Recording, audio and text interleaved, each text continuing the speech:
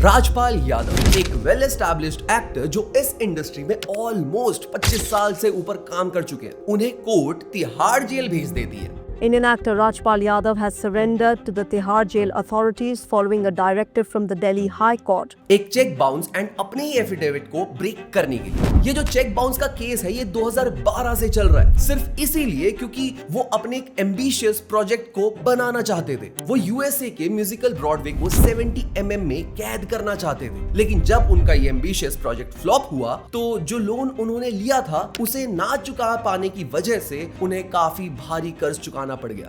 ये मामला 2010 से चल रहा है, जब राजपाल ने अपनी पहली निर्देशित फिल्म अता पता लापता के लिए कथित तौर पर कर्ज लिया था। फिल्म बॉक्स ऑफिस पर अच्छा प्रदर्शन नहीं कर पाई, जिससे उन पर आर्थिक दबाव बढ़ता गया। लेकिन क्या ये सही में लोन था या कहानी कुछ और ही है, जहां उन्हें फंसाया गया सिर्फ एक ईगो क्लैश की वजह से। एंड ये एक ट्रेजेडी है कि एक ऐसे एक्टर जिसने हर एक रोल से जनता को एंटरटेन किया है, उन्हें ऐसा दिन देखना पड़ रहा है। 7 चेक दिए थे 1.5 करोड़ के, हर चेक में उनको 3 महीने की सजा।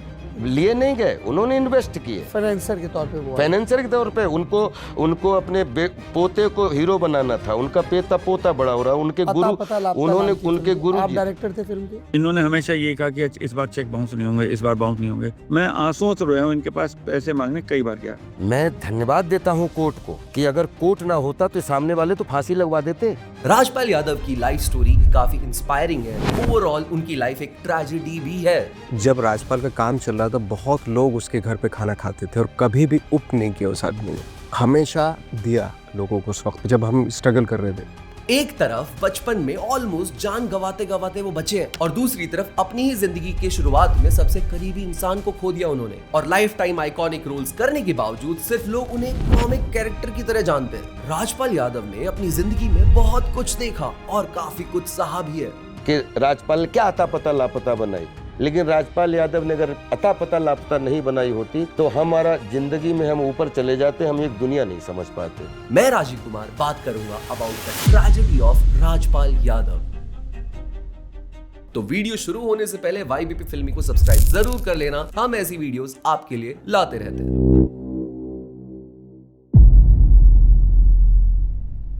अब देखो, राजपाल जी की लाइफ में सिनेमा कभी भी नहीं था। एक किसान के घर में पैदा हुए थे वो, जहां हर दिन सर्वाइवल के लिए स्ट्रगल करना पड़ता था। लेकिन राजपाल के फादर एक चीज चाहते थे कि उनका बेटा अपनी एजुकेशन पूरी कर ले, नो मैटर व्हाट। उन्होंने एक बार लल्लन टॉप पे भी रिवील किया था कि वो 3 बार मरते मरते बचे थे, जहां एक बार वो गंगा में डूबते डूबते बचे थे, एक बार वो एक बैलगाड़ी के आगे आके गिर गए थे एंड ऑलमोस्ट कुचले जाने वाले थे, एंड तीसरी बार जंगली कुत्तों ने ऑलमोस्ट उन पर हमला कर दिया था। अब स्कूल में वो पोएट्री में पार्टिसिपेट करने लग गए थे, सिर्फ कॉन्सोलेशन प्राइज के लालच में, जिसने उन्हें हर साल एनकरेज किया आर्टिस्टिक फील्ड की तरफ जाने के लिए। लेकिन इनकी कहानी भी हर उस नॉर्थ इंडिया में रह रहे गरीब घर जैसी ही है कि जब लाइफ में सारे दरवाजे बंद हो जाए तो गवर्नमेंट जॉब के लिए कोशिश करो। और राजपाल यादव ने हर एक डिफेंस एग्जाम से लेकर गवर्नमेंट जॉब से लेकर हर एप्लीकेशन भर दी, लेकिन वो हर एक से रिजेक्ट भी हो गए, जिसमें से एक सबसे बड़ा रीजन था उनकी हाइट। लेकिन इवेंचुअली उन्हें सज्जनपुर के ऑर्डिनेंस फैक्ट्री में टेलर की जॉब मिल जाती है, जहां वो डिफेंस के लिए यूनिफॉर्म्स और क्लोथिंग मटेरियल्स पे काम करते हैं। अब काफी यंग एज में राजपाल यादव की शादी भी हो जाती है, लगभग 18-19 की उम्र में, और 1991 में उनकी वाइफ करुणा उनकी बेटी ज्योति को जन्म देती है। ये माहौल काफी खुशी का था, लेकिन राजपाल यादव की लाइफ में ट्रेजेडी आ जाती है जब चाइल्ड बर्थ के टाइम कुछ कॉम्प्लिकेशंस आते हैं, जिसकी वजह से जो वाइफ है करुणा, वो अपनी बेटी को जन्म देते वक्त गुजर जाती है। उनके ऊपर उनकी बेटी की जिम्मेदारी थी और फाइनेंशियल बर्डन भी था, लेकिन इस वक्त में उनकी फैमिली एक बहुत बड़ा सपोर्ट सिस्टम बनकर उनकी लाइफ में आई और उन्होंने ज्योति को वो प्यार दिया जो एक फैमिली देती है अपने बच्चों को।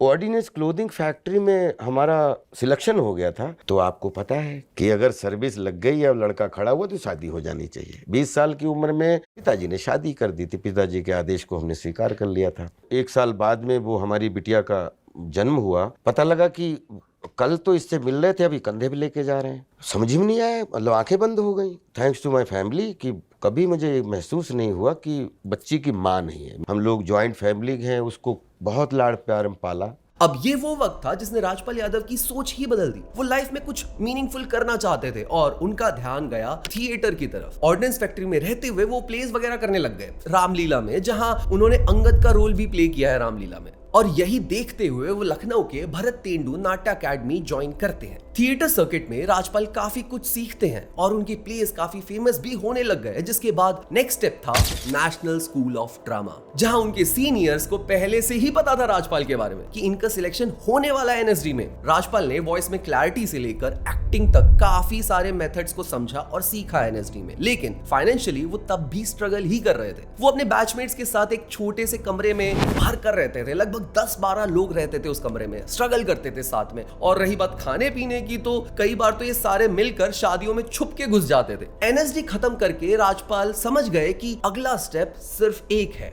मुंबई, जहां पहुंचने के बाद उन्होंने काफी स्ट्रगल किया। वहां वो कुछ सीरियल्स करते हैं जैसे कि मुंगेरी का भाई नौरंगीला, लेकिन मुंबई में रहना, ट्रैवल करना, फूड अफोर्ड करना काफी मुश्किल होता है गाइस। एक बहुत फेमस कहानी है जहां वो नवाजुद्दीन सिद्दीकी के साथ रहते थे और काफी स्ट्रगल के बाद ना एग्जॉस्ट हो गए थे, बहुत ज्यादा थक गए और उन्होंने सोच लिया था कि वो एक्टिंग छोड़कर अब वापस घर जाना चाहते हैं। तो नवाजुद्दीन सिद्दीकी और राजपाल यादव दोनों वापस अपने गांव अंधेरी स्टेशन से लौट ही रहे थे। अब इसी बीच अशरफ, एक कॉमन फ्रेंड इन दोनों का, ये बात जब उसे पता चली तो ये बात उसने जाकर अनुराग कश्यप को बता दी कि काफी वेल ट्रेन्ड एनएसडी एक्टर्स सब कुछ छोड़कर वापस अपने घर जा रहे हैं। तो अनुराग तुरंत अंधेरी स्टेशन पहुंचते हैं जहां वो राजपाल को शूल मूवी में उनका फर्स्ट बॉलीवुड ब्रेक देते हैं, जिसे जनता ने सबसे ज्यादा नोटिस किया। जहां वो एक कूली का रोल प्ले कर रहे थे, ये रोल जनता ने नोटिस किया, लेकिन एक और आदमी था जिन्होंने राजपाल के अंदर एक ऐसा पोटेंशियल देखा जिसने उनकी जिंदगी ही बदल के रख दी।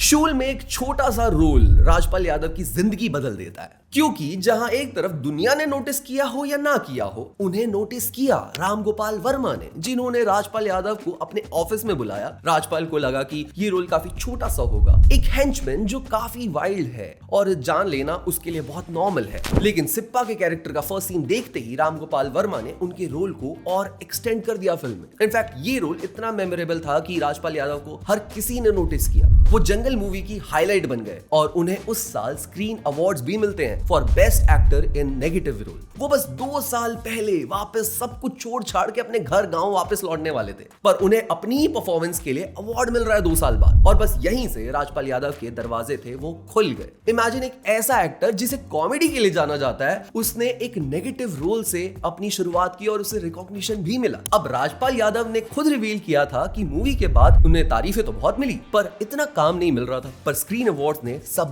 कुछ बदल के रख दिया। उन्हें इतना काम मिलने लगा कि उन्होंने लगातार 16 फिल्में साइन कर ली थी। उन्हें जहां प्रोड्यूसर्स छोटे रोल के लिए बुला रहे थे, वो सडनली उन्हें सपोर्टिंग रोल्स के लिए बुलाने लग गए। उन्हें लाइन से मिक्स्ड रोल्स मिल रहे थे। Films like company, Chandni bar, hero, love story of a spy, ये सारे रोल्स या तो हल्के से कॉमिक कैरेक्टर के थे या फिर थोड़े सीरियस होते थे। लेकिन फिर आती है 2003 की फिल्म हंगामा, जिसमें राजपाल यादव रोल करते हैं तुलसीदास खान AKA राजा का। ये रोल आज भी इतना आइकॉनिक है कि हर दूसरे दिन तुम्हें इस मूवी का या राजपाल यादव के मीम्स देखने को मिल जाते हैं ऑनलाइन। मारो मारो, हमको जिंदा मत छोड़ो सालो, हम कोई मंदिर का घंटा है कि कोई भी आके बजा जाता है। उनकी जिंदगी ऐसी बदली कि 2003 में वो शाहरुख खान के साथ कल हो ना हो में भी नजर आते हैं। 2004 में वो सलमान खान के साथ मुझसे शादी करोगी में भी नजर आते हैं। और इसी बीच वो अपनी सेकंड वाइफ राधा से कनाडा में मिलते हैं और दोनों इंडिया में एक मंदिर में जाके शादी भी कर लेते हैं, जहां पे आशुतोष राणा जी ने उनके बड़े भाई का रोल निभाया उनकी शादी में। अब इसी बीच राजपाल यादव एक दिन राम गोपाल वर्मा के साथ फिल्म रोड के सेट पर थे, जहां बाद में वो कहते हैं कि अगर उनके पास कोई ऐसा रोल आया जिसमें वो सेट बैठते हैं एज अ लीड, तो वो उन्हें जरूर ऑफर करेंगे। अब ये बात राम गोपाल वर्मा के दिमाग में रह जाती है और वो काफी सोच के बाद राजपाल यादव से पूछते हैं कि क्या उनके पास कोई सब्जेक्ट है। जिसके बाद उनकी जिंदगी की first movie as a lead उन्हें मिली, मैं माधुरी दीक्षित बनना चाहती हूँ। जिस किसी ने भी ये मूवी देखी है उसे पता है कि how iconic this film was. अब राजपाल यादव के पास काम की कोई कमी नहीं थी। वो आइकॉनिक मूवीज में लगातार नजर आने लग गए थे। मालामाल वीकली में एक कॉमिक रोल हो या चुप चुप के का बांडिया हो, जिसे अगर हम आज भी रिवॉच करें तो एक ही चीज समझ में आती है। चुप चुप के मूवी को शाहिद और परेश रावल से ज्यादा राजपाल यादव ने ही कैरी किया था। वो पार्टनर में आइकॉनिक छोटा डॉन का रोल भी हम कैसे भूल सकते हैं यार। मैं बहुत अच्छी तरीके से कपड़े धोता हूँ, इसको बिल्कुल नहीं आता, मैं इसको बिल्कुल सिखा दूंगा। नहीं, कपड़े महंगे हैं तो ये काम तो तुमको ही करना पड़ेगा। तो एज अ पैरेलल लीड वो ढोल में भी नजर आ रहे थे। भूल भुलैया का छोटा पंडित, सी कंपनी, बिल्लू बार्बर, दे दनादन, खट्टा मीठा, क्रिश 3, मैं तेरा हीरो जैसी मूवीज में वो आइकॉनिक कॉमेडी रोल्स में नजर आए हैं हमें, जिसने उन्हें फेम दिलवा दिया। लेकिन इसी बीच राजपाल ने कुछ ऐसे रोल्स भी किए जो उनके कॉमिक अवतार से काफी ज्यादा अलग थे। मैं, मेरी पत्नी और में वो एक इनसिक्योर मेल के रूप में नजर आए। Bhopal, a prayer for rain जैसी मूवी में वो सीरियस टोन को होल्ड करते हुए नजर आए। वहीं 2022 की अर्ध, जिसमें वो अपनी फैमिली को पालने के लिए सिग्नल पर ट्रांसजेंडर का रोल प्ले करते हुए नजर आए। उन्होंने रिवील भी किया कि हर साल उन्हीं की तरह काफी लोग स्ट्रगल करते हैं और अगर जिसकी किस्मत चमक गई वो राजपाल बन जाता है और जिसकी नहीं चमकी अर्ध उसी की कहानी है। जहां उन्हें टाइपकास्ट किया जाता है मेजॉरिटी कॉमिक रोल्स में, उन्होंने उसे एज आइकॉनिक वे में प्ले किया कि आज भी वो लेजेंडरी हैं। पर जब राजपाल यादव कॉमिक रोल से हटके कुछ करते हैं वो भी लोग के दिमाग में रह ही जाता है। फिल्म बेबी जॉन में उन्हें लेजिट एक्शन करते हुए देखा है और जनता ने बहुत चीयर भी किया था उनके सीन पे, विच शोज की इंडस्ट्री चाहे तो राजपाल यादव से काफी आइकॉनिक कैरेक्टर रोल्स करवा भी सकती है। ब्रेकिंग बैड के डायरेक्टर विंस गिलिगन ने अपने सीरीज के लिए मेजॉरिटी कॉमिक एक्टर्स को ही कास्ट किया था जिन्होंने काफी आइकॉनिक रोल्स प्ले किए हैं। उनसे जब पूछा गया कि ऐसा उन्होंने क्यों किया तो उनका रिप्लाई था, अगर तुम कॉमेडी कर सकते हो तो ड्रामा भी कर सकते हो, क्योंकि कॉमेडी में टाइमिंग बहुत जरूरी होती है। And same goes for Rajpal Yadav ji. जहां हम इनकी मूवीज को फिर से ध्यान से देखें तो नजर आएगा कि how good he is with his performance. लेकिन जहां एक तरफ उनका करियर काफी अच्छा चल रहा था, वहीं उनकी मूवी अता पता लापता उनके लिए बहुत बड़ी मुसीबत बनकर सामने आने वाली है, जिसने उन्हें तिहाड़ जेल भेज दिया। एक चेक बाउंस का केस जो उनके लिए भारी पड़ गया।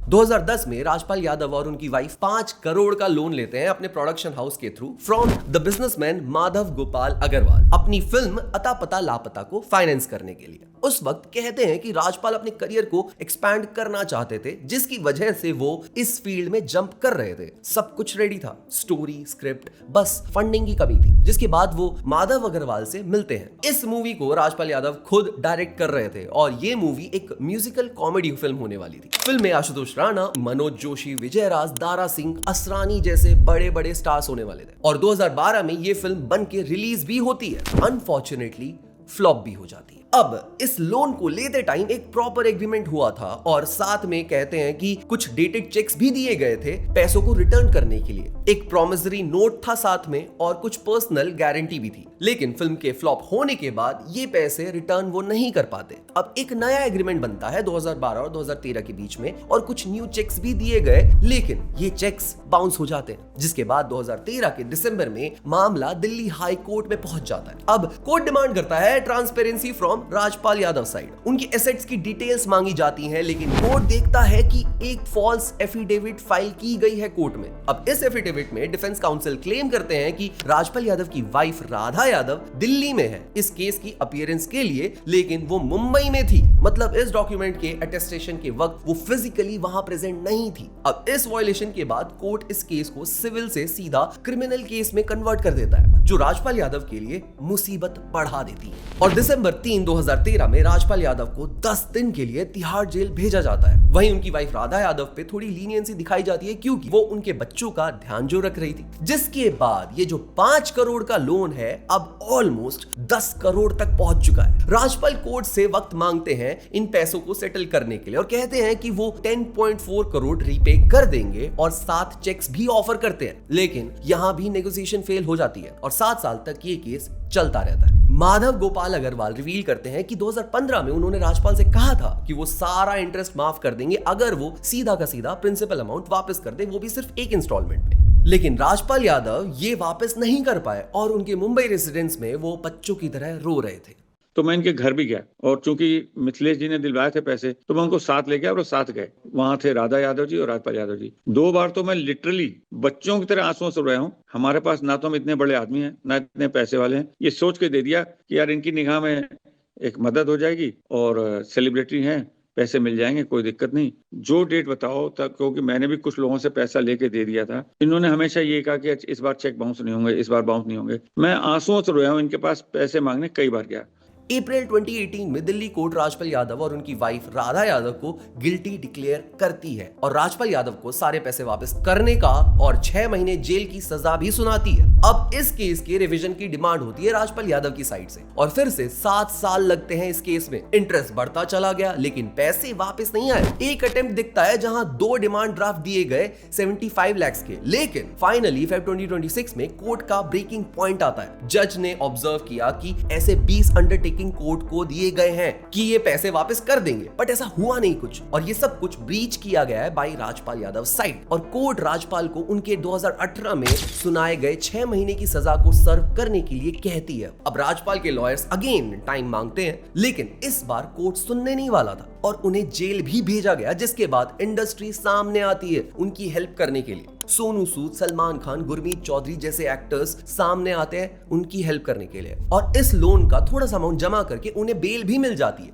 अपनी नीस की शादी अटेंड करने के लिए। अगली हियरिंग अब मार्च के मिड में होने वाली है। दिल्ली हाई कोर्ट से राजपाल यादव को अंतरिम जमानत मिल चुकी है। 1 लाख रुपए का पर्सनल बॉन्ड और 1 लाख की श्योरिटी पर यह जमानत दी गई है। राजपाल यादव को पासपोर्ट सरेंडर करने को भी कहा गया है। राजपाल यादव केस की 18 मार्च को अब अगली सुनवाई होगी, तो बड़ी राहत है ये राजपाल यादव के लिए। लंबे समय से बेल के लिए वो कोशिश कर रहे थे। अब ये केस एक नेवर एंडिंग लूप होल है। एक तरफ कोर्ट वार्निंग देता जा रहा है और अंडरटेकिंग लेने के बाद वो ब्रीच हो जाती है, लेकिन सवाल है कि क्या राजपाल यादव के पास पैसे हैं ही नहीं रिटर्न करने के लिए? मतलब उन्होंने इतना काम किया लेकिन वो पैसे लौटा क्यों नहीं पा रहे हैं? लल्लन टॉप में इंटरव्यू देते वक्त राजपाल क्लेम करते हैं कि ये पैसे कभी लोन थे ही नहीं, इंस्टेड ये पैसे माधव अग्रवाल ने फाइनेंस किए थे इस फिल्म में अपने ग्रैंडसन को लॉन्च करने के लिए। बिजनेसमैन माधव गोपाल अग्रवाल, हाँ, उनसे 5 करोड़ रुपए लिए गए फिल्म बनाने के लिए। ठीक है, लिए नहीं गए, उन्होंने इन्वेस्ट किए फाइनेंसर के तौर पे वो आए। फाइनेंसर के तौर पे। उनको अपने पोते को हीरो बनाना था, उनका पोता बड़ा हो रहा, उनके गुरु, उन्होंने उनके गुरु। आप डायरेक्टर थे फिल्म के। एक एक्सपेरिमेंट था कि 70 mm पे ब्रॉडवे को कैसे 70 mm पे अपन क्रिएट करें, उसकी कोशिश चल रही थी। उसमें 200 अभिनेताओं ने और 2500 पब्लिक ने काम किया था। लेकिन ऐसा कोई ग्रैंडसन हमें नहीं मिला जो इस मूवी में लॉन्च हुआ हो। इनफैक्ट माधव गोपाल खुद क्लेम करते हैं कि ये एक लोन ही था, जिस पे सवाल है कि क्या सही में ये एक लोन था या एक इन्वेस्टमेंट विद रॉन्ग डॉक्यूमेंटेशंस। वहीं सरप्राइजिंगली राजपाल के लॉयर एक शॉकिंग बात रिवील करते हैं। जब पता चला कि अता पता लापता का म्यूजिक लॉन्च हुआ था तो उस इवेंट पे अमिताभ बच्चन भी प्रेजेंट थे। अब राजपाल यादव को जेन्युइनली वो सपोर्ट करने के लिए वहां पर आए थे। तो राजपाल यादव के लॉयर ने रिवील किया कि माधव अग्रवाल बच्चन साहब के साथ स्टेज शेयर करना चाहते थे, जिसपे राजपाल यादव की टीम ने साफ मना कर दिया और यहीं से सारा मामला ईगो का बन गया। वो इस मूवी की रिलीज पे स्टे लगाने के लिए कोर्ट भी चले गए थे। जब तक उनके पैसे वापस नहीं आएंगे तब तक वो मूवी रिलीज नहीं होने देंगे। एंड राजपाल के लॉयर ये भी रिवील करते हैं कि उन्होंने 15 करोड़ की प्रॉपर्टी भी ऑफर की थी एज कोलैटरल डैमेज, लेकिन सामने वाली पार्टी बस उन्हें जेल में देखना चाहती है। The surrender comes, remember, after the court refused to grant the actor any further extensions regarding his 2024 conviction in multiple check bounce cases. The judge expressed strong disapproval of the actor's repeated failure to comply with previous judicial orders. ये case काफी ज्यादा complicated क्योंकि एक तरफ Rajpal Yadav almost 200 फिल्मों में काम कर चुके हैं और जनता कंफ्यूज है कि क्या उनके पास 5 करोड़ नहीं है लौटाने के लिए, क्योंकि ये केस ड्रैग होता चला गया ना। क्योंकि राजपाल यादव के इतने सारे फॉल्स अंडरटेकिंग से कोर्ट परेशान हो गया। अगर ये लोन ही नहीं है, एक इन्वेस्टमेंट थी, तो कोर्ट राजपाल को जेल क्यों ही भेज पाएगी? और अगर राजपाल यादव एक प्रॉपर्टी ऑफर कर रहे थे एज कोलैटरल डैमेज, तो माधव अग्रवाल इसे क्यों नहीं लेना चाहते थे? माधव अग्रवाल ने अगर लोन दिया था उनकी मूवी के लिए, तो फिर वो मूवी की रिलीज से पहले स्टे क्यों लगाने की कोशिश कर रहे थे? क्या सही में ये अमिताभ बच्चन साहब वाला इंसिडेंट सच है?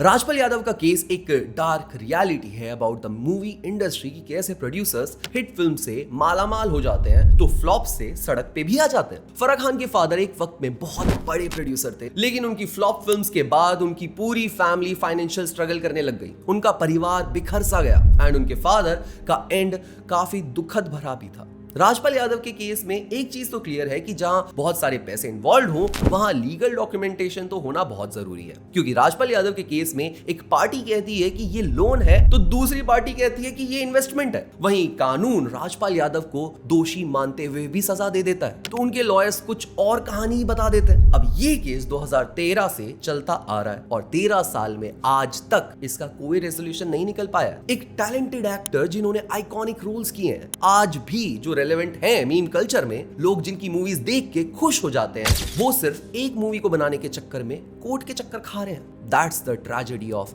राजपाल यादव।